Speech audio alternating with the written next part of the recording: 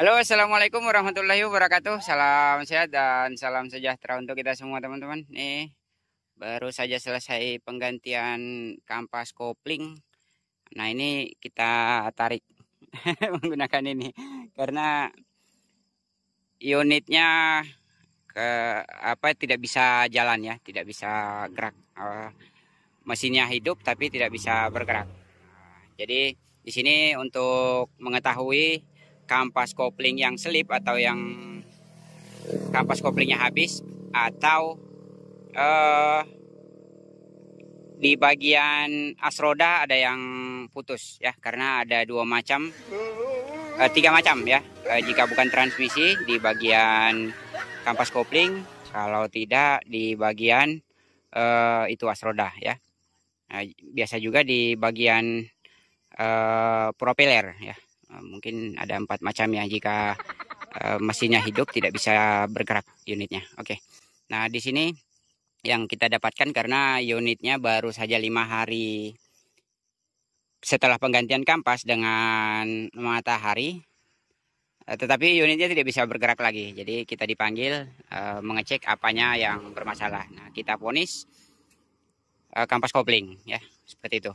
Dan yang customer kita juga kurang yakin karena katanya baru 5 hari ganti kampas kopling sudah selip, masa habis lagi, seperti itu ya.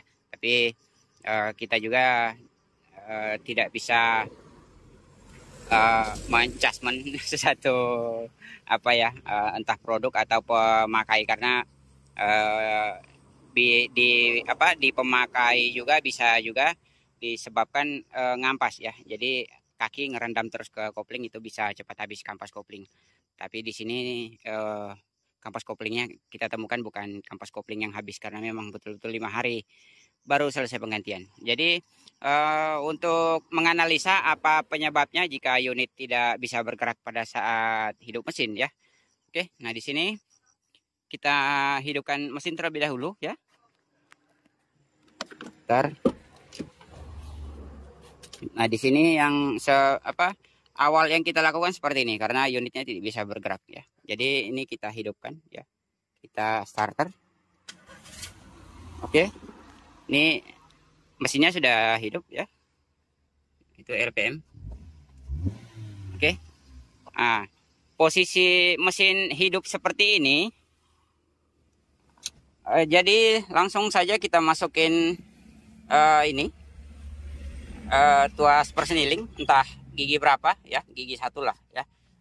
Posisi parking brake kita tarik ya. Ini masuk, parking brake-nya on.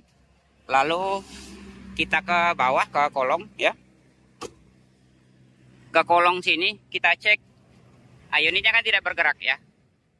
Nah, ini kita cek propeller tidak bergerak. Seharusnya jika di bagian kampas kopling, matahari atau transmisi, begitu ada putaran dari mesin, posisi mesin hidup, propeller juga akan berputar ya. Ini as propeller.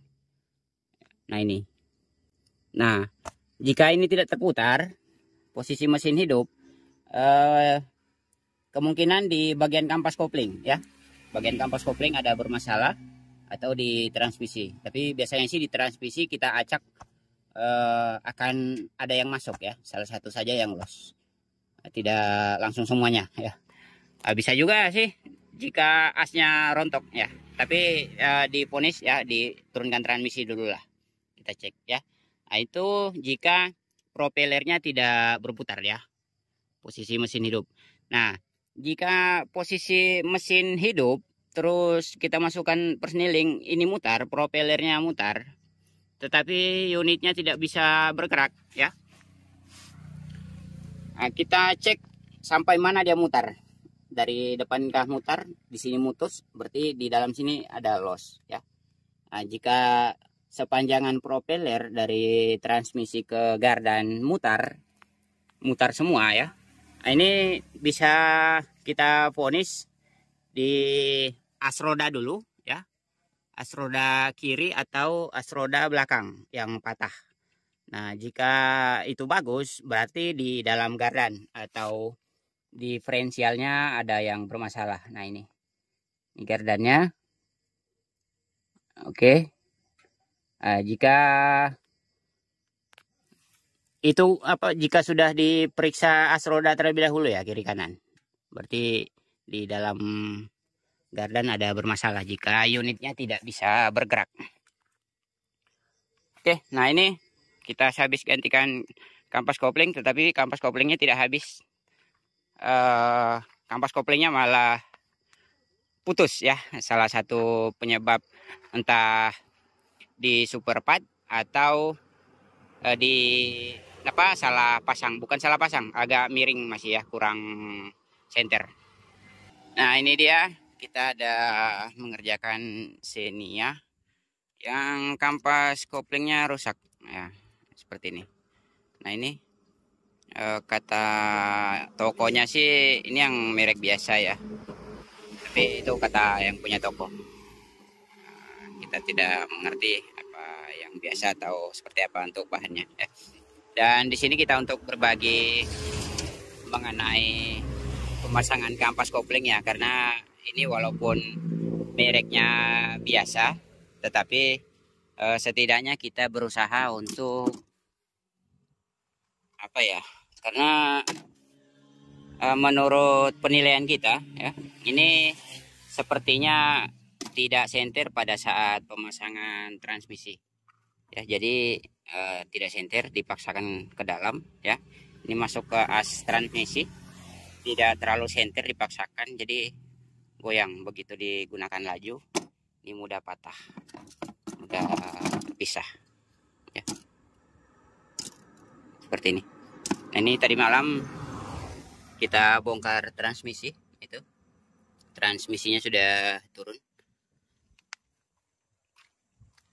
Nah jadi jika mengerjakan Xenia seperti ini, ada baiknya memang palangan kita lepas ya, palangan di depan, nah di sini, karena